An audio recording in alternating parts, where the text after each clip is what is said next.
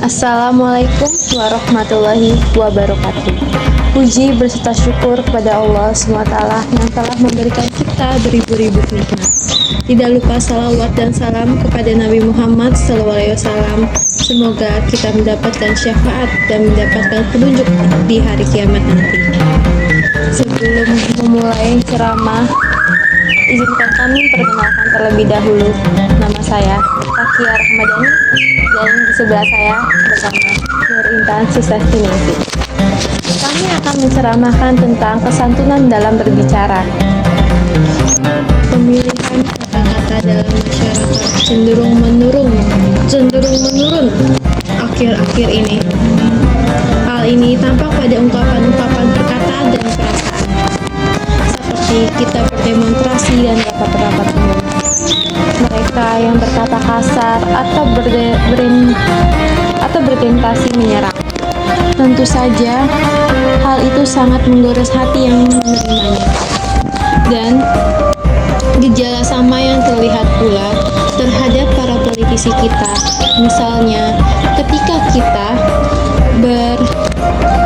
melontarkan kritik terhadap kebijakan pemerintah, tanggapan mereka terdengar pedas, vulgar, dan beberapa diantaranya cenderung provokatif. Padahal sebelumnya pada zaman Orde Baru mereka memakai bahasa yang secara santun. Kita sering menyaksikan kebiasaan para remaja yang berkata kasar dengan dibumbui sebutan antar sesama yang sangat miris didengarnya. Fenomena tersebut menunjukkan penurunan standar moral, agama, dan tata nilai yang berlaku dalam masyarakat itu. Ketidaksantunan berkaitan pula dengan rendahnya penghayatan masyarakat terhadap budayanya. Sebab kesantunan bahasa itu tidak hanya bertepatan pada pemilihan kata atau kalimat. Kesantunan itu berkaitan dengan pergaulan dalam masyarakat itu. Oke. Penyebab utamanya itu adalah perkembangan masyarakat yang sudah tidak menghiraukan perubahan nilai-nilai kesantunan dan tata krama dalam suatu masyarakat. Misalnya, kesantunan atau tata krama yang berlaku pada zaman kerajaan yang berlangsung pada masa kemerdekaan dan masa kini. Dan juga kesantunan yang berlaku di tempat. Nilai-nilai kesantunan di kantor berbeda dengan di tempat pasar, terminal, dan di rumah. Baik teman-teman sekalian semua, jadi pergaulan global dan pertukaran informasi itu juga menyebabkan pergeseran budaya. Hal itulah yang membuat anak-anak muda di sekitaran kita takut untuk berbahasa. Jadinya mereka menciptakan bahasa sendiri yang mereka anggap bahasa bergengsi dan melupakan keindahan kaidah aslinya. Sejalan dengan waktu dan tantangan global, pasti ada hambatannya.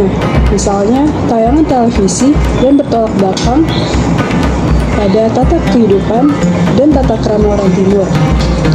Sementara itu, sekolah kurang memperhatikan kesantunan berbahasa. Mereka lebih memperhatikan otak siswa yang fokus pada kemajuan efek. Selain itu, kesantunan berbahasa juga sering diabaikan oleh lingkungan keluarga atau lingkungan sekitar. Padahal, belajar bahasa sebaiknya dilaksanakan setiap hari agar anak dapat menghayati betul bahasa mana yang benar diucapkan. Karena anak belajar tata santun dimulainya dari lingkungan terdekatnya atau lingkungan keluarga maupun sekitar. Nilai-nilai kesantunan dalam beragama juga merupakan salah satu kewajiban manusia yang bentuknya berupa perkataan yang lembut dan tidak menyakiti orang lain. Oleh karena itu, Pendidikan etika berbahasa memiliki peranan yang sangat penting juga sebagai salah satu syariat dalam beragama. Dengan adanya kesantunan akan terciptanya sebuah keharmonisan. Nah, di sebuah keharmonisan ini kita tuh jadinya lebih lega dalam bergaul pada masyarakat maupun teman maupun lingkungan kita, jadi tidak ada canggung satu sama lain.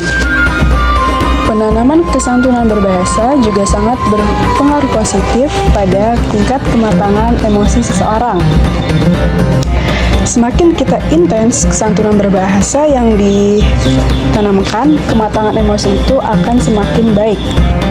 Nah, teman-teman sekalian semua, jadi tuh berbahasa santun itu seharusnya itu sudah menjadi suatu tradisi yang dimiliki sejak kita kecil. Mulai kita dididik sama orang tua kita dari balita sampai jenjang SD lah, SMP.